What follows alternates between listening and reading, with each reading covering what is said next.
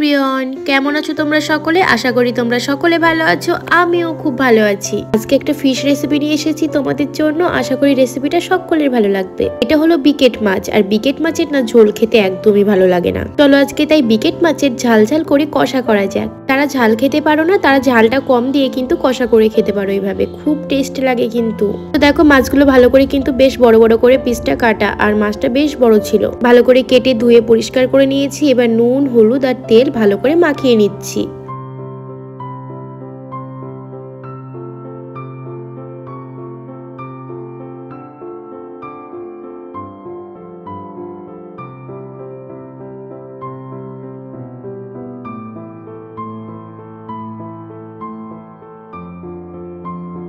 তো দেখো মাছগুলো কিন্তু ভালো করে নুন হলুদ মাখিয়ে নিয়েছি। এদিকে দেখো গ্যাসে প্যানটা বসিয়ে দিয়েছি। প্যানটা গরম হলে দিলাম সর্ষের তেল। সর্ষের তেলটা একটু বেশি পরিমাণে দেব।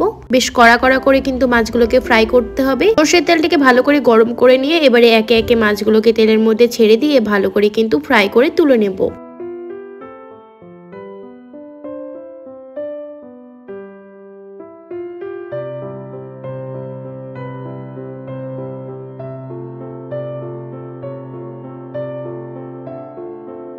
তো দেখো একটা একটা করে সব মাছগুলোকে কিন্তু আমি ভালো করে কিন্তু ফ্রাই করে নিয়েছি। এবারে দেখো অবশিষ্ট একটু তেল ছিল, সেই তেলেই কিন্তু রেসিপিটা হয়ে যাবে আমার। এই গরমে খুব একটা বেশি তেল দেবো না, ওই জন্য কিন্তু আমি আর তেল অ্যাড করলাম না। তোমরা চাইলে করতে পারো, অসুবিধে নেই। তেলের মধ্যে 5 ফোড়ন তেজপাতা দিয়ে এদিকে দেখো পেঁয়াজ বাটা দিয়েছি, আর এদিকে দেখো হালকা পরিমাণে একটু জিরে বাটা দিচ্ছি, আদা বাটা অ্যাড করেছি, শুকনো লঙ্কা বেটে দিয়েছি শিলে বাটা রেসিপির কিন্তু আলাদাই টেস্ট, তার জন্য কিন্তু সবগুলো শিলেই বেটেছি। আর দিচ্ছি পরিমাণ মতো হলুদ আর পরিমাণ মতো নুন দিয়ে ভালো করে একটু জল দিয়ে ভালো করে এবারে মশলাটাকে কষিয়ে নিতে হবে।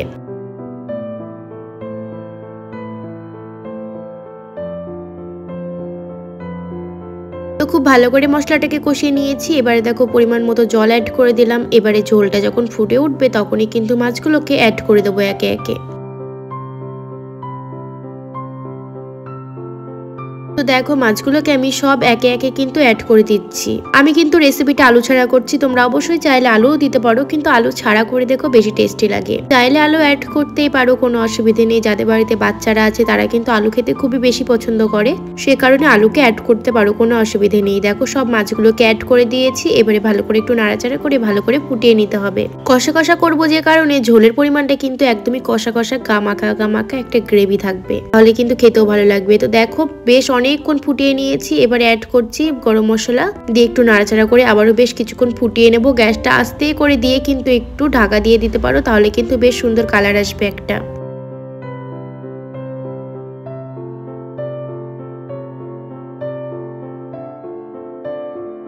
তো দেখো আমি কিন্তু বেশ একটু ঢাকা দিয়ে আস্তে করে রেখেছিলাম, কত সুন্দর কালারটা এসেছে, আর খেতে কিন্তু দুর্দান্ত হয়েছিল, পুরো মাংসর মতো। তোমরা যদি এই মাছ না পাও তোমরা যে কোনো মাছ দিয়েও কিন্তু রেসিপিটা করতে পারো, খেতে খুব সুন্দর হয়েছিল। অবশ্যই তোমরাও বাড়িতে ট্রাই করো। আজকে এতটুকুই।